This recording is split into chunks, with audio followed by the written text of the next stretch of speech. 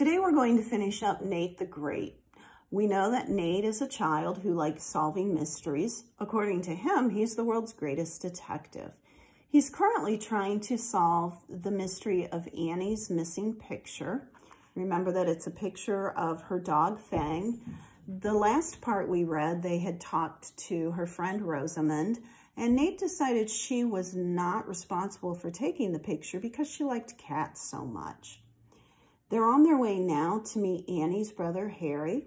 Listen for clues. See if you can help Nate solve the mystery of Annie's missing picture. I met Annie's brother. He was small. He was covered with red paint. "Me paint," he said. "Me paint you." "Good," I said. "No one has ever painted a picture of me, Nate the Great." Harry took his paintbrush. It was covered with red paint. All at once, I was covered with red paint.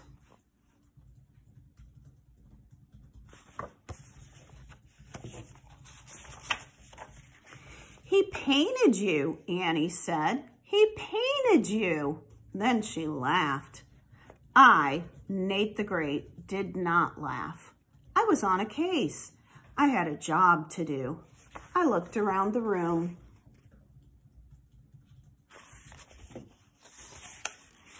Harry had painted a clown, a house, a tree, and a monster with 3 heads. He had also painted part of the wall, 1 slipper, and a doorknob. "He does very good work," I said.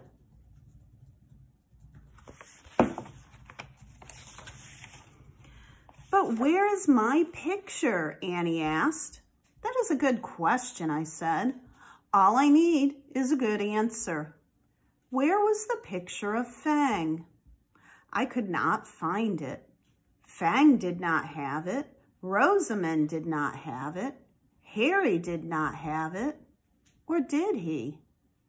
All at once, I knew I had found the lost picture. I said, "I, Nate the Great, have found your picture." "You have?" Annie said. "Where?"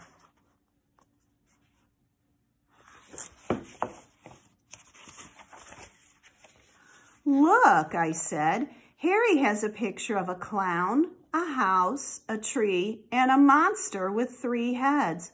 So what?" Annie said. "Look again," I said. "The picture of the clown is red. The picture of the house is red. The picture of the tree is red. But the picture of the monster is orange."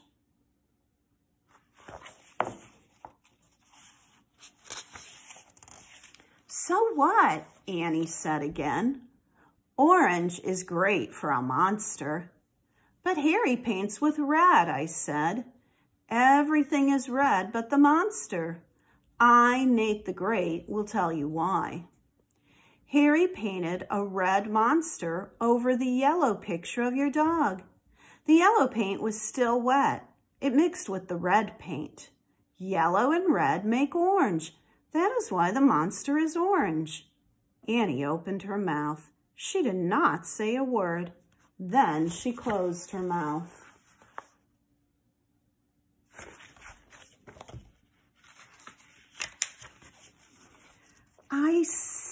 I said, "I see. The monster has 3 heads. 2 of the heads were your dog's ears. The 3rd head was the tail. Yes, he does do good work."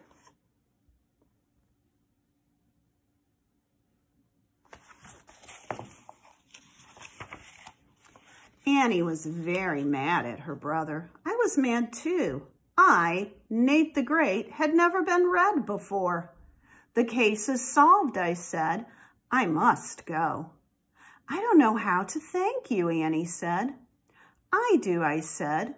"Are there any pancakes left?" I hate to eat on the job, but the job was over. We sat in Annie's kitchen, Annie and I, and Harry. Annie said, "I will paint a new picture. Will you come back to see it?" "If Harry doesn't see it first," I said. Annie smiled. Harry smiled. They even smiled at each other. I smiled too. I, Nate the Great, like happy endings. It was time to leave. I said goodbye to Annie and Harry and Fang. I started to walk home. Rain started to fall. I was glad I was wearing my rubbers. So Nate used what you guys learned about colors from Mrs. Z in art class to solve the mystery of the missing painting. He noticed that Harry's pictures were all red, except for his monster. And then he thought about the picture that he had seen at Annie's house, the other one she had made of Fang, and realized that this one looked very similar. I hope you enjoyed Nate the Great. Remember, as I said, there are lots of Nate the Great books, so when we get back to school or you get back to the library, you can check out some more of them.